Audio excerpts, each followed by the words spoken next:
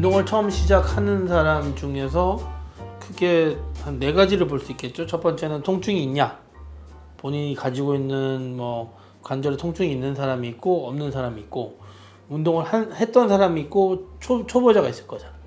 그죠? 이 4가지를 기본으로 한다면 통증이 있는 사람은 사실 만약에 서서 운동하다가 통증이 생긴다 그러면은 서서 운동하면 사실 안 되거든요. 앉아서 할지 서서 할지 한 관절을 빼고 할지 뭐 누워서 할지를 판단할 수 있는 사람은 사실 운동 치료를 전문으로 해본 사람이 할 수 있는데, 대부분은 사실 이런 통증을 간과하고 운동을 시작한단 말이에요. 그러면 부상의 위험성이 굉장히 높습니다. 제일 잘 낫지 않는 근육 중에 하나가 햄스트링이라고 허벅지 뒤쪽에 있는 근육이거든요. 왜 햄스트링이 어렵냐면, 햄스트링은 안쪽과 바깥쪽 2가지가 있고, 관절을 무릎 밑에서부터 무릎을 거쳐서 엉덩이를 거쳐서 골반까지 붙는 근육이라 굉장히 복잡하게 생겼어요.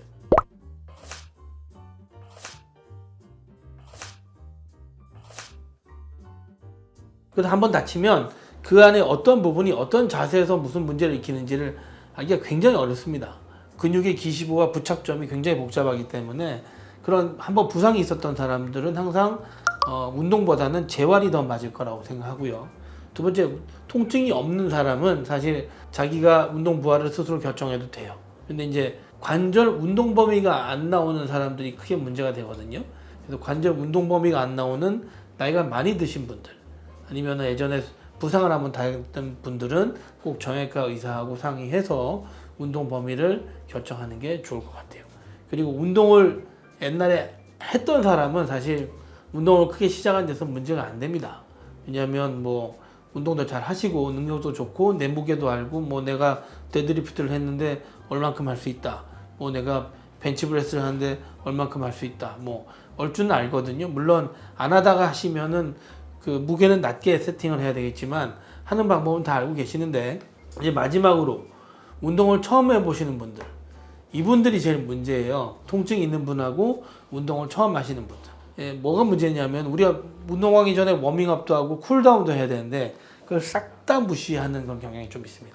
쿨다운도 중요하고 워밍업도 중요해요. 왜냐하면 워밍업은 기본적으로 근육이나 인대를 데워놔야 부상을 덜 당하니까 워밍업이 항상 중요하거든요. 그래서 마지막에 쿨다운은 이제 우리가 바로 운동을 중단하게 되면은 안에 있는 그 운동으로 인한 젖산이나 아니면은 이런 노폐물 같은 것들을 천천히 배출을 시켜줘야 되는데, 갑자기 혈압이 낮아지고 심박수가 낮아지게 되면 그런 것들이 배출이 안 되고 멈추게 되면 손상을 일으키거든요.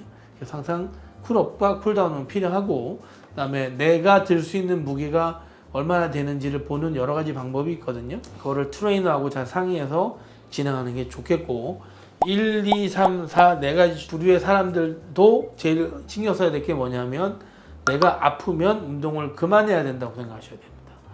왜 이렇게 생각하셔야 되냐면, 부상을 한번 당하면 낫는다고 생각하는데 그 부위가 문제가 생겨서 항상 다음에 그 부위 때문에 다른 거로 써가지고 기능을 발휘하게 되거든요. 그러면 그게 또 다른 부상을 일으켜요. 그래서 통증이 쉬어도 안 낫는 통증이 생기면 반드시 의사 선생님하고 상의하시고 운동을 진행하시는 게 좋겠다. 이게 제 생각입니다. 기준점이 뭐냐면 BMI, 그러니까 내 비만 정도. 그다음에 BMI가 줄면 이제 뭐 우리가 이제 그거 해보잖아요.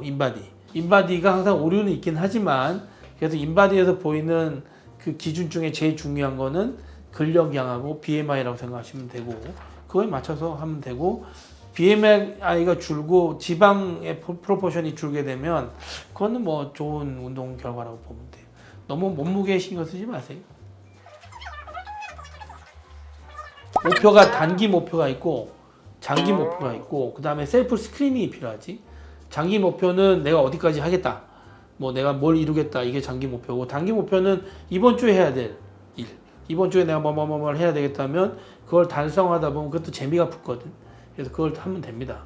그 다음에 뭐 그 장기 목표와 단기 목표 이외에 이제 제일 쉬운 방법은 달력에 가입하는 게 제일 좋아요. 만약에 오늘 안 하잖아요. 그럼 오늘 걸 내일로 미뤄서 다시 하려고 하지 마시고 뛰어가면 돼요.